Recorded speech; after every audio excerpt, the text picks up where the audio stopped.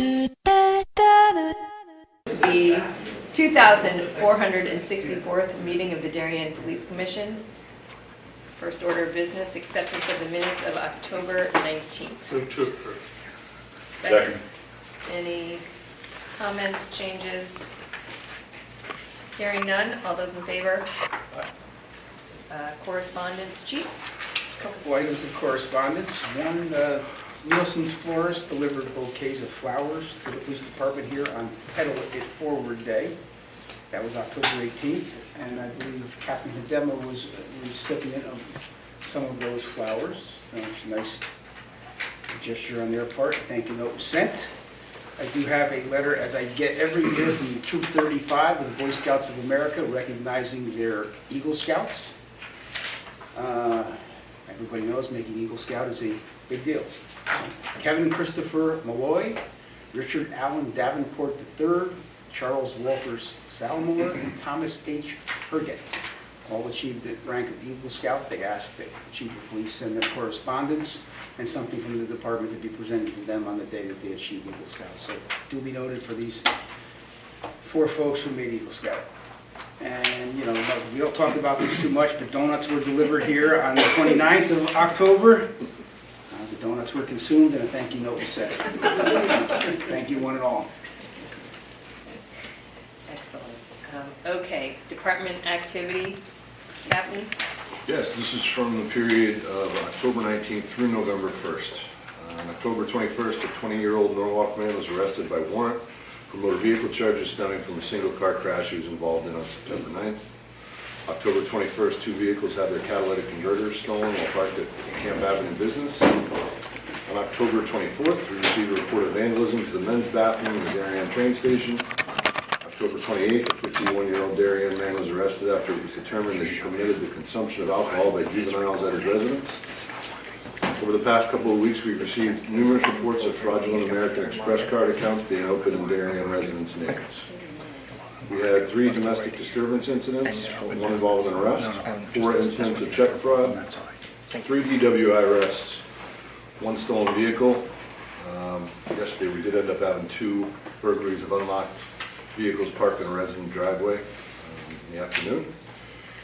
8 minor motor vehicle accidents, 101 traffic stops conducted by the Traffic Division and Patrol Division, 50 burglar and fire alarms, 47 medical calls. As of this afternoon, our entire sworn staff received legal update training as well as use of force training and domestic violence training.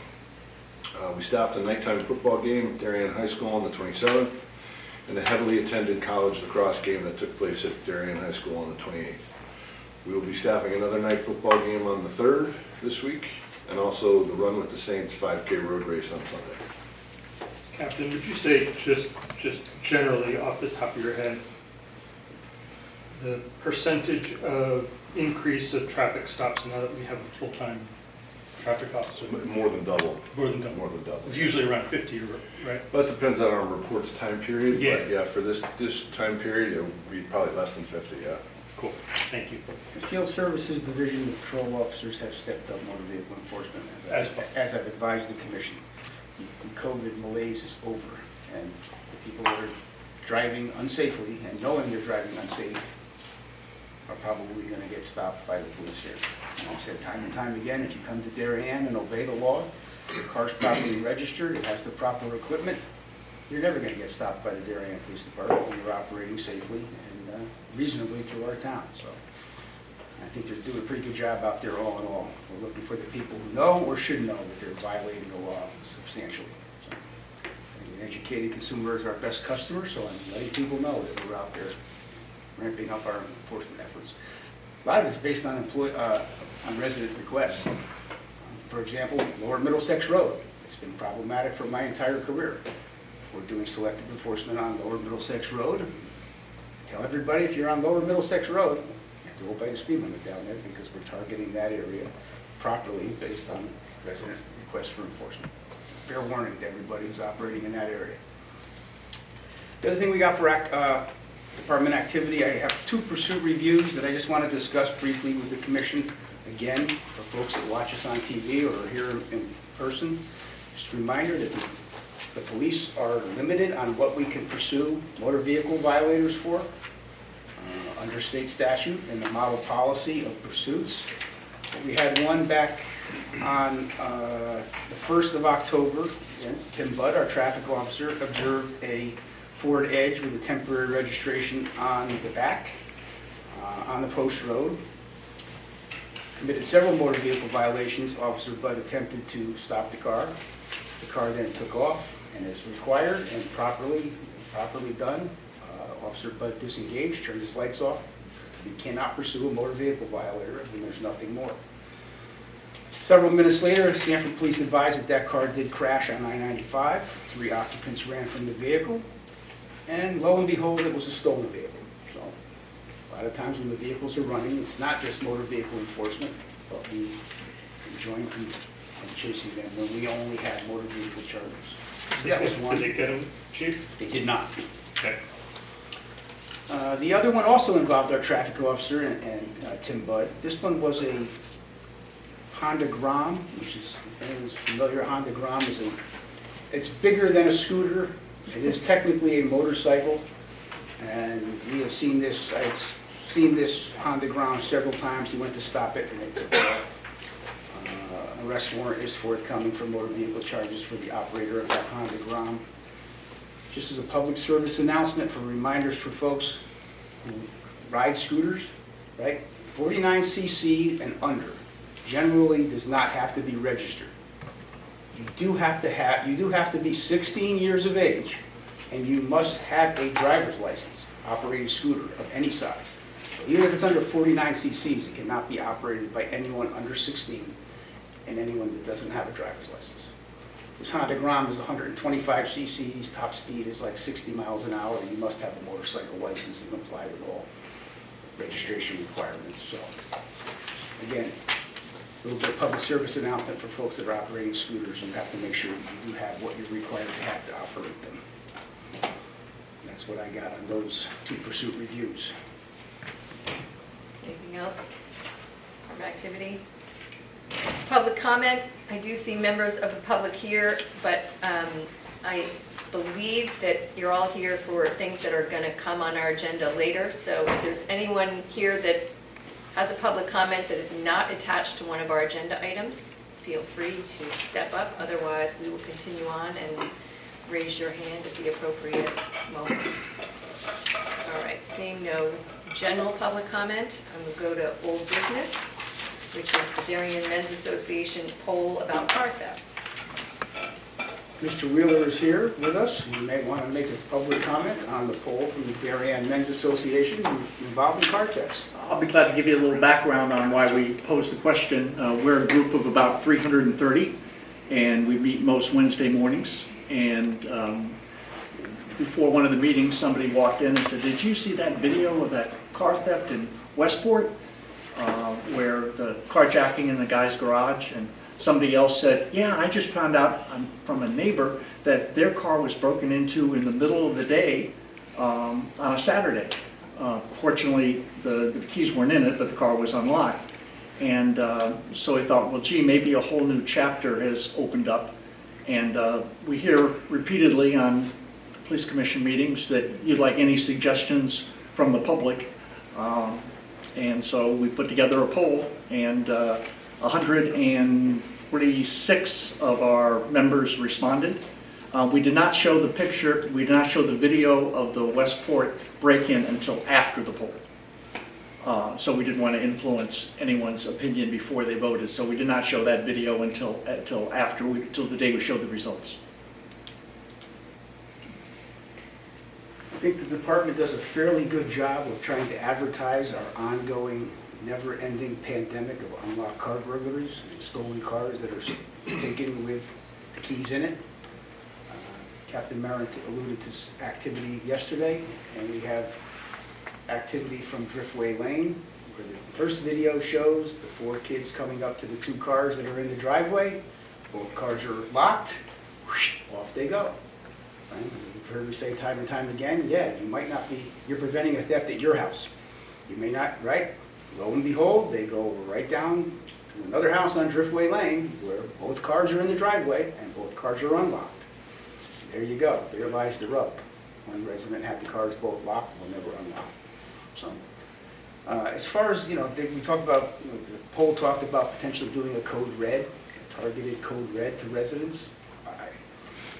We had a little bit of code red issue where a lot of folks were unhappy that they were getting code reds on non-emergency type things, and the commission has discussed this before. I would think maybe a code red would be acceptable if we had something like the Westport incident where it was more than just an unlocked car burglary. My apprehension is that if we send out code reds on every time we have an unlocked car entered, people are going to be getting phone calls, unfortunately, almost every day, right, as it comes and goes. So I did send the commission the results of the poll, and I think everyone's probably had a chance to review it. So the question is notification.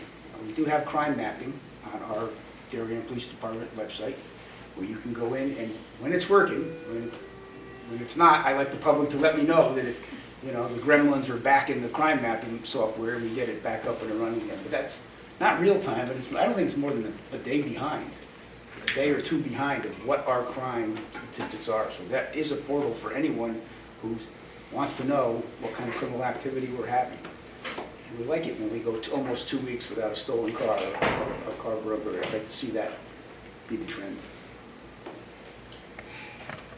Yeah, Chief, I'll just comment, I agree with you 100%. I think the red alert system, I think that's code red rather, I think it's a great idea. I do know during the pandemic there were a lot of, needed notices. I know some people, Town Hall has mentioned, took themselves off the list because there were a lot of calls during that period. So to your point, I do agree. I think you would be sending out, a telephone call or an email quite often. Crime mapping, maybe what we can do is publicize that a little bit more. Maybe we can reach out to Jim Cameron, Channel 79, and have him publicize that so that the residents, who are involved in town can see that a little bit better. It is right on our website, but I think that's a great idea. The thing that we didn't understand was robocall that you could target. I think that you saw that one of the questions we ask is, since your website says the robocalls can be targeted by neighborhood, one of the questions we ask is, would you like if there was a break-in, would you like to know within 24 hours after it happened? And two, would you accept a call to your neighborhood or to your street or to the specific address? And most of the people said they would accept a robocall when something affected their neighborhood or the street that they live on. Can we do it by? I don't know how. Yeah, you can draw like a kind of a Venn diagram kind of thing. You can expand and contract, but that goes to even folks that wouldn't opt in. I don't think they could potentially create a list, I guess, of Darien residents who wanted to be notified on a code red on any criminal activity. I guess Mark McEwen does that at the fire marshal's office. I think builds these, right, all calls or groups. I'm not sure how easy that is, but like drawing the circle around one street, yes, it will hit all phone numbers on that street. Do we publicize, and when I say publicize, that's a broad term, where, you just said, so anyone watching knows that the latest one was Driftway Lane. Is there anywhere besides crime mapping, where someone has to seek out the data? Well, we send out our weekly news release that has the street name. Has the street on name the on criminal it. activity. Yeah, that goes to every press outlet. But they have to choose whether to you publish that. Much to everyone's doing. We put it out there, we don't choose what people put in the paper, and I'll put in the paper. Anyway, I don't know if we can't control what they print, but, so we do put out the information. And this chief talks about it every public forum, no matter what group I'm in front of, it's a topic of conversation. As far as the code red, that may be something that. The key was the targeting Yeah, and the no, real-time alert, because I don't think people understand that this is now a daytime issue with open garage doors. And so I think that you've made a substantial improvement to the Slow Down and Darien program by sending emails. I've gotten 2 emails this week. Now it's going to get to the point where but the headline every night or every time I see the email, the message headline says, "Oh yeah, Slow Down in Darien." It's a reminder of what your program is more than seeing the signs, but it's coming into your inbox to see it. We felt, or the question was posed of, if you could target, and the target was the key issue in the poll if you read it, would you accept a code red? And you saw how the majority of the 160 who voted responded. Again, we'll have to look deeper into the specific code red, but I think the point is a valid one, which is if you hear about it, it kind of is white noise until you realize that the car that was stolen was 3 down from you, and then all of a sudden it becomes a little more real. Now, clearly has not moved the needle, because it's on almost every road in town over the last couple of years. I The don't person who think, sparked the question, when their neighbor said, yes, my car was broken into at 11 o'clock on a Saturday morning, he had no idea it had happened 4 doors from his house. And there was never anything in the newspaper about it. yeah. If he hadn't been walking and talked to a neighbor, he would have never heard about it and never knew that this was now a new issue that I think many in town didn't know we were facing. If the commission recalls, I did put out sometime last year, as a request from a news organization on motor vehicle burglaries and stolen cars, and I did it A to Z. So from Abbey Road to Ziegler's Cove, virtually every road in Darien, virtually every road had at least one instance of something motor vehicle related. So it's not just one area of town. Some areas of town that seem to be higher incidents, but it's all over. And it's hit or miss, right? They might be on, Upper Hollow Tree coming off the Parkway this weekend, and they may be in Norotan Bay coming off the Turnpike next weekend. The one message is the same, which is if you lock your car, it's a They deterrent. move on. We've had residents, their car stolen 3 times. More I than watch your more than one. I watch your meetings, I know. Yeah. You're the guy? It's not Darien-centric, certainly, right? This is all over Westchester and Fairfield County. Not to belabor the point, but Milford PD had a car stolen the other night, a couple nights ago. They know the car was involved in a collision 12 minutes later. They know it was only 12 minutes later based on the theft of the car. The car hit a 18-wheeler. The car that was following the stolen car, most probably another stolen car, stopped. The operator of the stolen car that crashed got into that car, and they left a 14-year-old to die in the car. And the 14-year-old passenger in the stolen car is dead in Milford. So this is kind of what we're up against. This is not just joyriding. This is real life, not real good life sometimes. But again, once again, I know I'm preaching to the choir in this room. If you locked your car, this is not going to happen. You're going to go to somewhere else. They're not going to take your car. It's not easy pickings. There are some additional measures that we likely will be taking. We discussed it in public session a little while ago. I don't want to get too detailed in public session, but license plate readers, which may be helpful to this cause as well. Do you know any other departments that have done code red targeted alerts? They probably do them based on an event like maybe what happens in Westport, not as a regular course of business, because that just kind of, people get used to it, right? When it's the novelty of things that are unusual that kind of gets the attention, and we probably would do that on something that was something like that Westport event. We'd probably just trying to put it out townwide if we had something of that ilk. So far, we haven't had anything of that nature, so. I might suggest as a compromise, using the code red system, as the chief mentioned, if we used a geographic and kind of just kept it to neighborhoods, you're going to have people that are going to drop off of the system because they don't want it. Now, your poll clearly indicated that your membership would be interested in it. What we can do with the code red is we could set up a group of people who would be interested in getting that information, and we could push out emails, maybe weekly. I don't think we could do it every night, and we don't have the statistics to do that. But that kind of is a way to maybe meet in the middle. I just wonder in a year, how many in any one part of Darien, if you geocoded it, would actually get an alert? Are you talking about 2 alerts a year, 4 alerts a year? If you segmented it by neighborhood? Yeah, I don't know how often I would be getting a code red alert from my neighbor. I don't know how many I don't know how you would draw the circle around my neighborhood of how many alerts I would actually, code red I would alerts get for burglars, but I get 1 a year, 4 a year, 12 a year.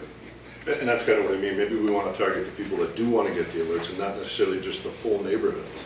If you lived on Tokenique Road in the last 2 months, you would have got about 10 alerts. And I'd be paying a lot more attention to make sure my garage door was Yeah. down and that if I'd gotten those alerts. Send something we look at. Yeah, For let's look at building a the database that would- database. that would want to opt in Yeah. for that kind of information. That, we're not an advocacy group, we just did the poll, because I was curious of when, in making up the poll, how many people would be receptive to getting these kinds of alerts, and what kind of specificity? We didn't ask town-wide, we just asked your street, your neighborhood, your street, your neighborhood, or a specific address. And most people said their neighborhood or the street that they live on. Now, Middlesex is a really long road, and that's what the crime mapper does, is give you the street that it happened. But again, you have to open the email. You don't get and if you don't want to look at the noise, you don't maybe open every email. But geez, if you found something that happened within a mile of your house, there you're going to pay attention. All right. Thank you for your comments and your poll, and will be interesting to see if we can dive into the database. Thanks. Thank you. Building issues update, Captain? I have to say it's not many issues or nothing real of significance besides we got our generator repaired finally. It's been almost a year that the parks, we've been waiting on parks, and they came and repaired our generator, so that was nice. But really, that's pretty much it for building issues. Excellent. Okay, moving on to traffic issues, 5 Mile River Road, which we had tabled from last meeting. Do you want me to discuss that? Sure. So we had a resident of 5 Mile River Road come to us with us looking back into the parking issue at the end, where the roundabout, well, not roundabout, but the dead-end portion is where buses turn around and there's a lot of mailboxes and things there. There was a concern that the parking restrictions weren't stopping mostly construction and other vehicles from sitting there all day long. So we've been looking into it over the last couple weeks. We discussed some options. We sent out a survey and got those results. And I think we're ready to probably make a decision at this point.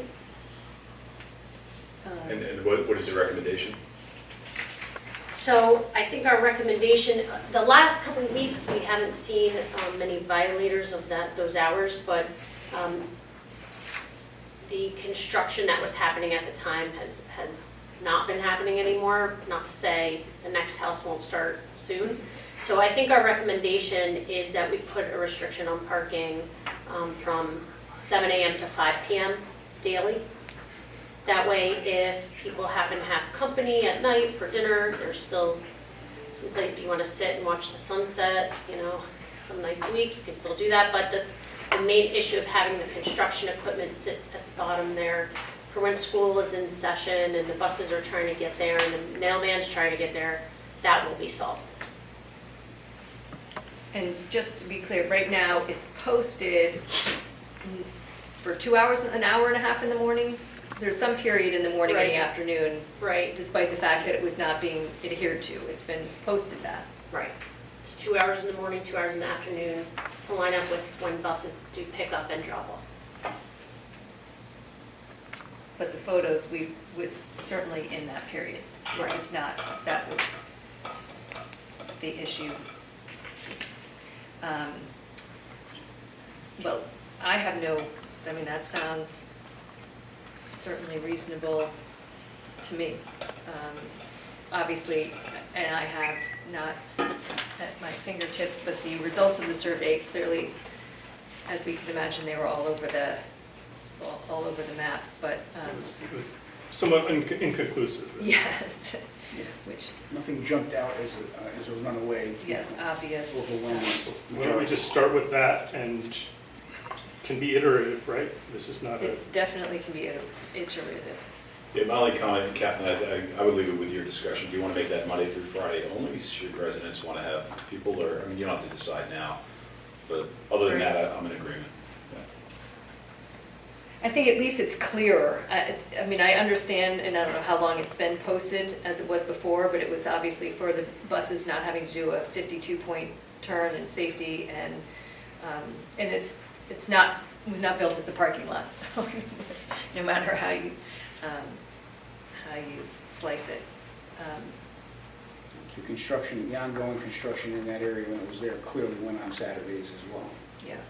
So just make it Make it 75. Yeah, Okay. but this is at least clean and communicative, and it's to the neighbors as well as people that might, it's a little bit cleaner, and maybe it would be adhered to. But yes, I agree, nothing says we try this and see where it goes. Adjust. Do we need a motion for this? Correct. I don't have it in front of me, but I'm gonna wing it. I am gonna make a motion that we adjust the signage at the end of 5 Mile River to reflect a no parking zone, 7 a.m. to 5 p.m. daily. Second. Any other clarifications or? Just as clarification, what is it currently? It is no parking in the morning hours and the afternoon hours, I don't know, if it's 7:30 to specifically 9:30 and 1:30 to 3:30. specifically something targeted like that. for Yeah. bus. Okay. 7 to 9, Monday through Friday, and 1:30 to 3:30. So effectively, much of the day, but I agree, it's a little convoluted, and it certainly wasn't being adhered to. So I think this is cleaner, and hopefully it will alleviate some of the concerns that have been brought to the commission's attention. So, seconded, I seconded it. all those in favor? Aye. Okay. Application to replace Bertucci's Restaurant Building with a commercial car wash. So the applicants from Cloud 10 are here with us. They're proposing putting a new commercial car wash in the Bertucci site. Unfortunately, the Track 3 prime rib for Victoria Station is not coming back on that site, but that's just my That personal. is sad. I like the Track 3 prime rib when I was there. The salad bar. That'll be Brendan's next project. You can always go to the depot and relive some memories there. Well, I ate in that depot car many times. I did too. I'll show up that prime rib. But we'll turn it over to them and give you a presentation of what they're proposing for that parcel, and then we'll chime in a little bit from our side. By the way, my whole neighborhood would sign up for that. We do it anyway. Yeah, one guy got broken into last year, so now we have our own informal one. There you go. Hey folks, my name's Jay Klein, I'm a zoning lawyer.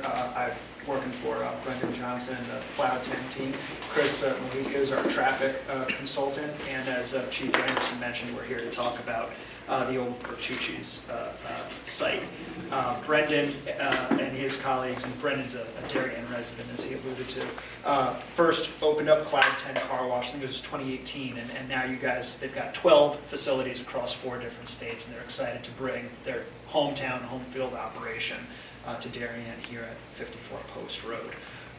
When Cloud 10 and when Brendan and his team were first looking at this property, you know, there are a lot of things in the zoning and land use world. You think about, you know, building design, stormwater drainage, but here, you know, traffic was the first thing, second thing, third thing, and fourth thing that we thought about. And before Cloud 10 purchased the property, we really thought, I think, creatively and certainly diligently about how we can improve the traffic condition along this stretch of the Boston Post Road.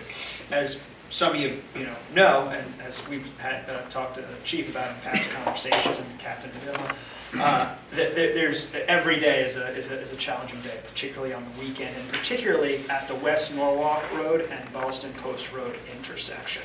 I'll show you what we're planning on doing.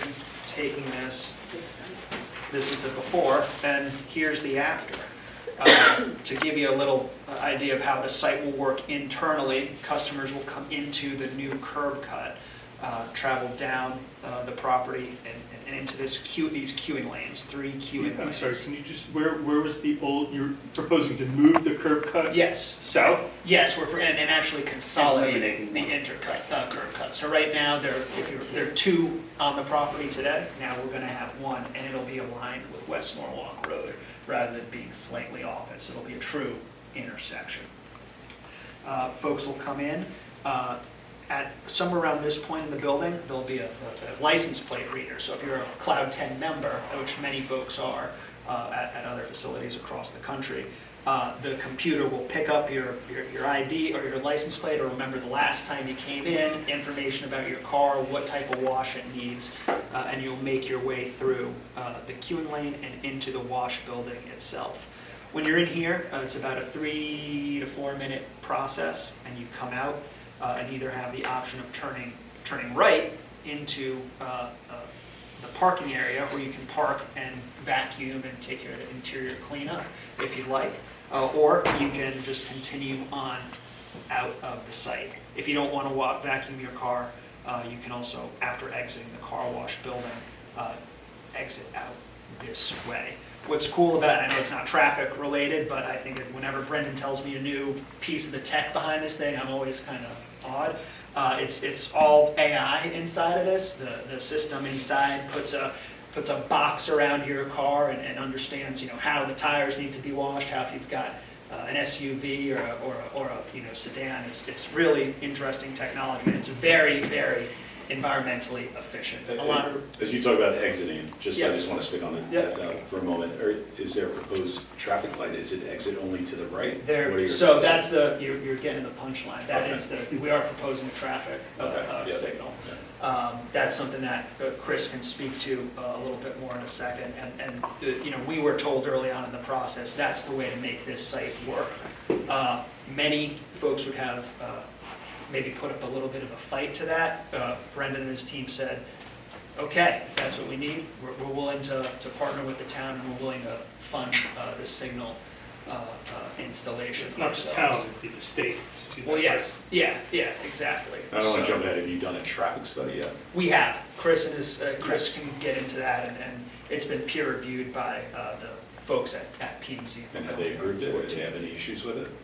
Not too Minor, much, yeah. minor comments about specific elements of the traffic study, but nothing related to the principal conclusions. A lot more on clarifications about different elements of the study. More The further hearing on this elaborations. application is coming up, I believe, on the 14th. On the 14th of Correct. November. Yeah. 14th of November? Yes. And so what we have, the application has been referred to the DOT. We haven't gotten any comments back from the DOT. We had a good meeting with Jeremy and Fred over at P&Z yesterday. If we don't hear from them in the next day or so, they're going to be getting a phone call early next week. And has that traffic study taken into consideration the new chicken restaurant that's up the road there? Yes. As indeed. Yep, Bird Code, Bird Code? Wegmans. Thanks. Bird Code, Wegmans, Wegmans, everything. Everything. And then the Costco. Wegmans as well over in Norwalk. Yes, correct. Yes, And and then- then the Costco It's all and right there. expansion of their parking facility, and then the Walmart conversion to Target. That's slated for next year, which is great. Is there any reason we would not want a traffic light there? I mean, is there, Well, we look at, we don't deal with land use, we deal with traffic, right? From a strictly traffic management perspective, this commission and people up here, we take the Hippocratic oath of traffic, above all, do no harm, right? We know this area is problematic. We know it's heavy traffic, we know we have collisions coming out of West Norwalk Road. A traffic light there, in my opinion, and I think the state will agree, is that it will make that corridor safer and operate at no less than a level of service than it does now, right? The commission may It would make remember. traffic more efficient there, in your opinion? More, and safer. Clearly, exiting West Norwalk Road, trying to make a left, most times of the day is problematic. It's tough to do that, to come out of West Norwalk Road and make a left into Norwalk. And we do have collisions there. Here, a properly signalized and phased traffic light, working in conjunction with the one at the exit ramp and the other ones in the corridor into Norwalk, I don't see a downside there. And does the traffic study take into consideration the empty hotel that's there now? Should something go in there? Well, I guess that's that theoretical. hotel's already half down. So that's gonna be the- parking for Costco. Costco. Costco is gonna knock He's it taking out down. some parking lot. And they're, Yeah. yeah, so they're relocating the tire shop to pretty much where the hotel is, and they're resurfacing all of that. They're doing a lot of stormwater treatment related improvements to that property. But Costco primarily, they originally wanted to, put a gas station and then everything else in there. Norwalk P&Z said, no, you can't do that. So they are just improving the parking. They're providing more parking in that area just to Is it try gonna be to. surface parking? I'm sorry to interrupt. Yes, yes, so it will be surface parking where the DoubleTree is. So in theory, that queue going north on the Post Road to take a right is going to be less because people are not going to be driving around looking for parking on the first deck, right? And you're gonna have two entrances now into the Costco. You're gonna have the existing entrance that exists. And from my understanding, where the DoubleTree is, that's gonna be used to also allow people into the expanded parking lot area as well.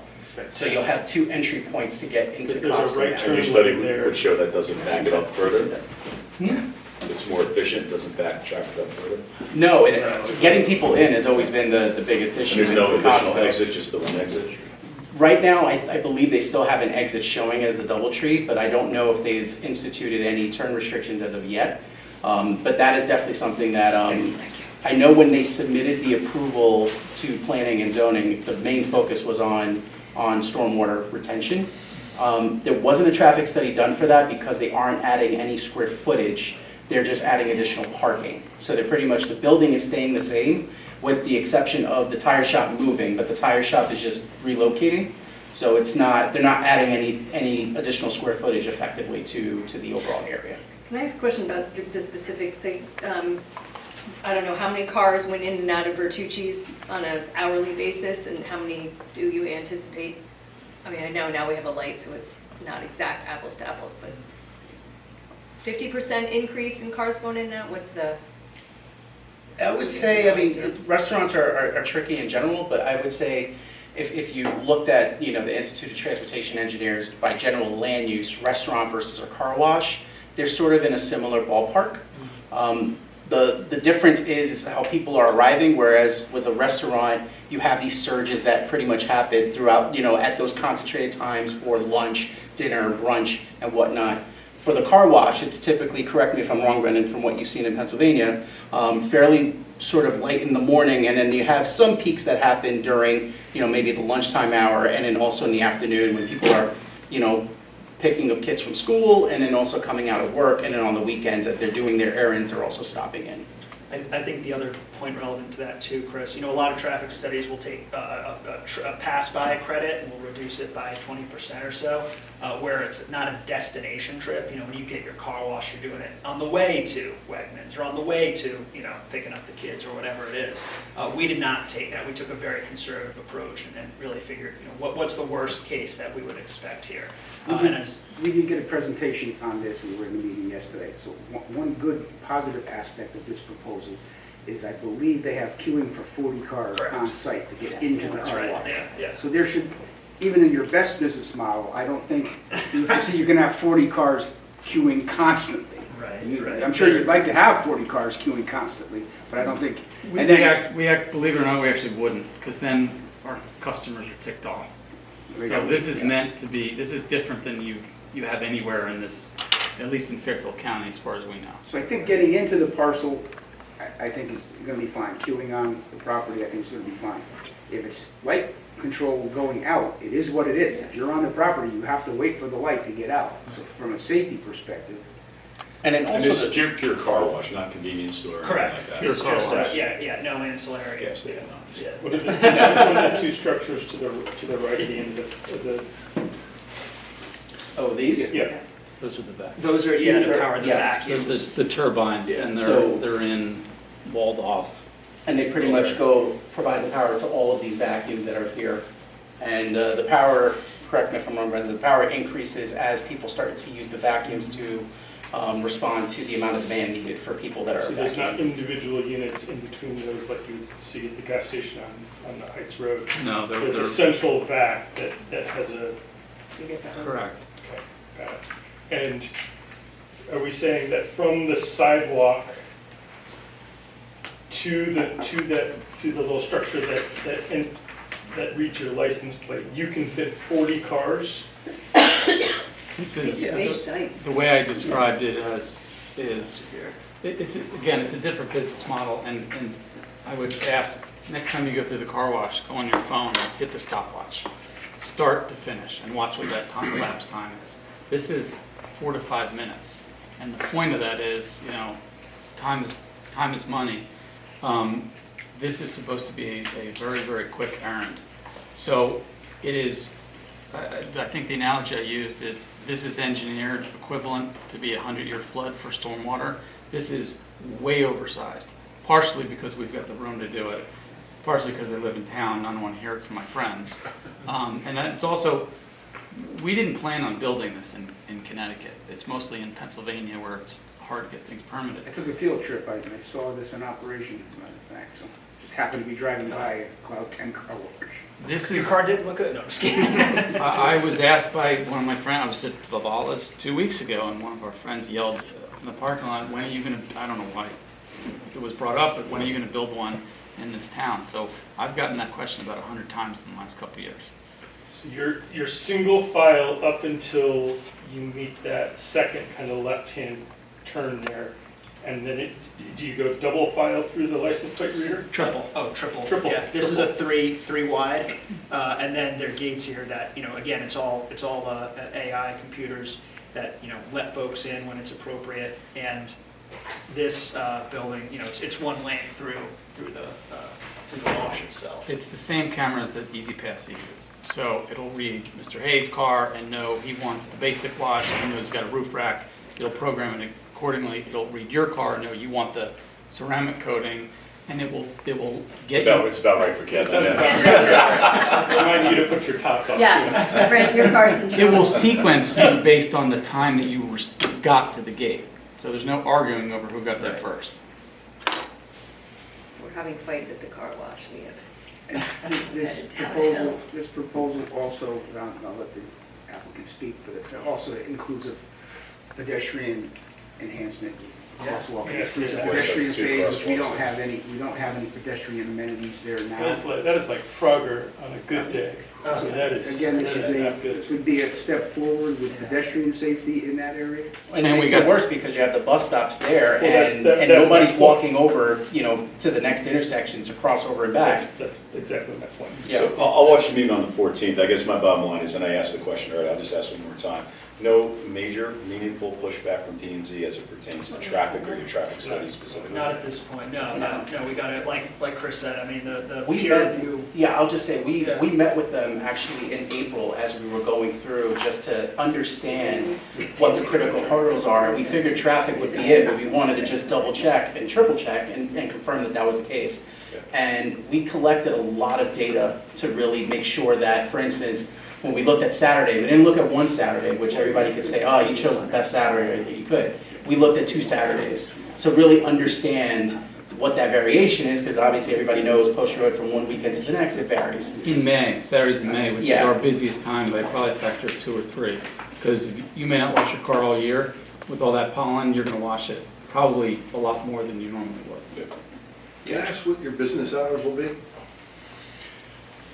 I forget what we officially put in. It's generally around 7:30 to 8, is that right? Yeah. Somewhat seasonal. I mean, if it snows 2 inches on a Wednesday in February and it's sunny and 52 on a Saturday, that's what this is designed to handle.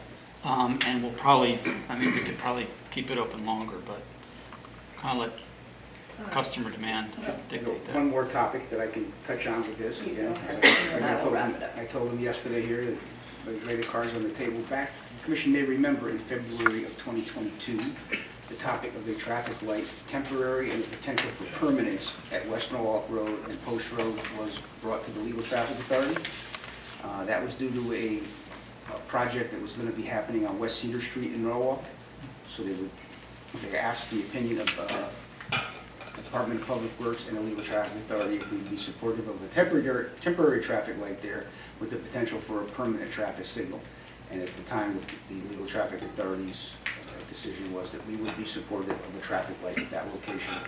So set aside this application just from a traffic management and safety perspective, the Legal Traffic Authority has already weighed in on the good idea of being a traffic light at that location. All right, well, procedurally, we do not have to vote. We are sending comments to Planning and Zoning for their meeting. After their meeting and before they would approve it, we have a chance to give final Do we have the sign-off. traffic survey and everything to read in We- advance? The revised one, I think Jeremy was going to send it over to us today. I spoke to him earlier today, but I don't have it. But it comes back to us, they're not, Planning and Zoning's not making a final determination on the 14th either. So this is our first, we will see it again and any other Yeah. questions. The applicants do know that, Legal Traffic Authority is not subservient to Planning and Zoning. Planning and Zoning approval is something separate and distinct from the Legal Traffic Authority, so. That's why we wanted to be here. Yes. No, I appreciate it. How many staff on site at any one time? We'll open up with 2, peak 4 to 5, not many. And where is this, is there dedicated staff parking? Right here. So these spaces are, they're not the vacuum spaces, these are the dedicated spaces for the staff. The question was asked yesterday. Dumpster and refuse? Dumpsters right here, Okay. tucked away. The question was asked yesterday. Shame my old PNC. I was just gonna say, I don't think Poor that's traffic PNC guy related, here, so we're gonna, I did don't eight- I did 8 don't years on mind the guy in PNC, the so, middle, yeah. ex-PNC guy. So this has been through about 24 iterations thank you. before we brought it. Okay, well, you've heard our comments, we will, Thank you. Thanks so much. watch on the I appreciate your 14th, time. and it will come back to us for any other final consideration, but thank you. Thank you so much. Thank you, really appreciate your time. Thank you. Thank you. Okay, Post Road and Corbin Drive, which I assume are these photos. Yeah, so one of our officers brought this to my attention, obviously the new construction there. Yes. So I took pictures coming out of Corbin while you're turning right onto the Post Road. Yes, The concern is that, and you can see that black vehicle there, I can. and right behind that, the left rear wheel, there's a white line that comes out. So right now, there is parking allowable right on the corner. And the problem, what sparked this was a vehicle was turning right onto the Post Road, a vehicle was pulling out of that parking spot, which obviously can't see back behind them to the right, pull out, collision. Now, this is, how new, and we already have one. So the officer suggested maybe no parking on that corner. And right beyond, if you keep turning the page, you'll see that right beyond that is a fire hydrant and a bus stop. Yes. So technically, you really shouldn't be parking near the fire hydrant, and then you're getting right onto that curve. So my thought was to approach the state. I contacted the people that are doing that project, and they're on board. They feel the same way, that there shouldn't be parking there. And if you guys want to go forward, that we could contact the state and make it no parking up to that hydrant and the bus stop. You're saying from the corner to the hydrant? Yeah. Captain, you think the best course of action would be to stripe that I think, little lane right there with the Yeah, no I parking mean, sign? right, Or right. have The it- yellow curb, and then maybe even some striping on the street and a no parking sign. The signs, as you all know, the signs in that area, all the way down the railroad bridge are completely disregarded, so any additional measures to accompany the signs, I think, would Right. Yeah, I stand think out you would more. need to. Otherwise, someone's gonna actually turn into there and think it's a lane. If there are no Right. cars, it almost looks like a lane. It's pretty wide, right. Yeah, no, you think maybe you could, and then And it- merge in down at the bus stop. It also would So you'd have to cross. discourage the people who Go straight. go into that right lane and go straight and try to cut through all, yeah, okay, Right. great, love it. Yeah, no problem. And just looking at the photograph, by statute, I believe that car is already parked illegally Yeah, it's too within close. 25 feet from the corner. Too close to the But a lot of people don't realize that you can't park within 25 feet of that. Well, we certainly, whoever that person is, I sympathize because it looks like you're allowed to park there. That white line is not helpful. Do you need anything from us or do you just Well, we would- contact the state and have them Yeah. repaint? I think certainly Captain Hadema contacting state DOT saying it was discussed and the Legal Traffic Authority has requested this, that would be all we need. Okay, We don't approve parking or non-parking on post roads, Yeah. them, so It's it'd be them. just our Okay. recommendation. our recommendation is that we do whatever's necessary in signage and markings on the road to make it safer in that area. Great. Hanson Road detour? Okay, so the town reached out to me about, they are doing some work on the bridge on Hanson Road, and they will need to, they're requesting permission to close Hanson Road to through traffic for about 5 months, starting in January. It'll include a full road closure in April and have the road open before September.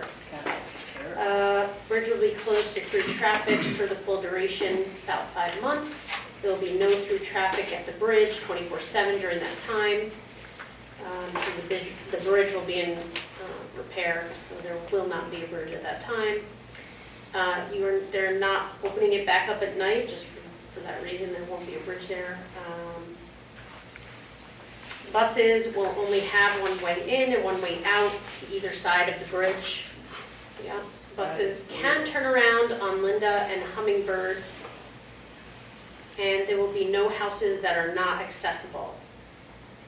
But it is one big fat dead end now. Yeah, so to be precise, 88 Hanson and below, and all of Hummingbird will only have ingress, egress via Hollow Tree, and 100 Hanson and above, and all of Linda and Althea will only have ingress and egress via Middlesex. I was gonna ask the obvious question, do we have a choice? I mean, they need to redo Not the really. bridge and we.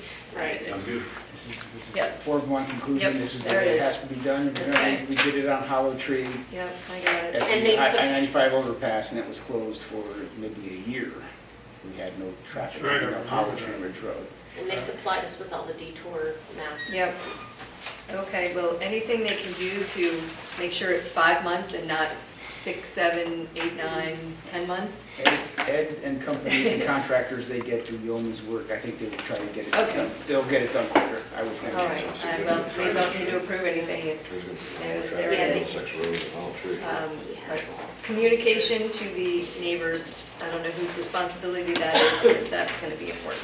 Darren Ostafine is the king of that, I'm sure. Okay. No resident will be left unturned, they will All have right, proper and the notification. buses.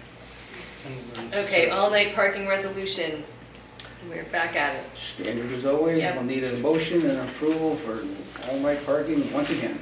I make a motion that we approve the all-night parking resolution beginning December 1st, 23 through the end of March 31, 24. Chief, is this, just like the road races, is this something we need to look at every year, or can we do this as a? Good idea. I would imagine that the commission, as the legal traffic authority, could say it's standing for year to year and Unless until otherwise otherwise specified. stipulated. We just have to Thanks. remember on December 1st that Yes. we, We have to tell our constituents, and this is for, of course, for snow removal, Yeah. potential snow All right. removal. so Can we I- can can make I- a motion can I that we propose that we have approve this this in in perpetuity. Unless otherwise noted, the legal traffic authority gives you the ability to enact this Duly noted. resolution.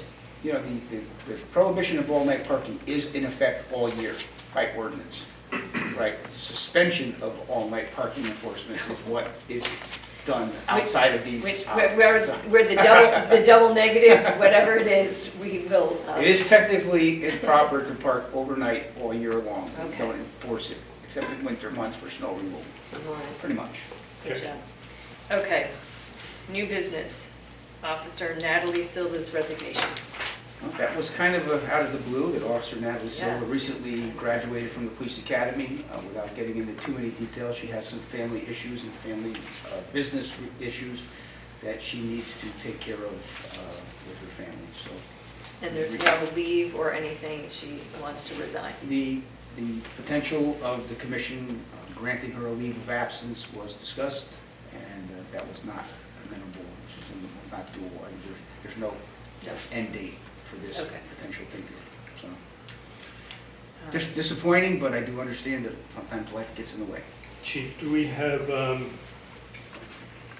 remind us on the list, where, is that list expired? Do we just take the next person, or we have to do interviews? Well, no, we have a candidate in the queue, now that we have an opening, the candidate was going to be hired on or about January 1st due to budgetary constraints, but now that has been lifted since we have an opening. So at the commission's convenience, we can schedule a swearing-in date for, and that candidate is a certified officer. So she would be ready to go for us within probably, I don't know, 4 or 5 weeks of onboarding, and then she would be ready to go. Okay, let's hope that that goes smoothly and we are back to full strength in short order. Okay, it is a special meeting. We cannot add anything, so we have come to the end. Next meeting? Yeah, did you miss Something something? in the commission. Yeah, Yeah, I think that's. we're taking Oh, that. yeah. Yeah, Next meeting, we can certainly make a motion and then the agenda to take that.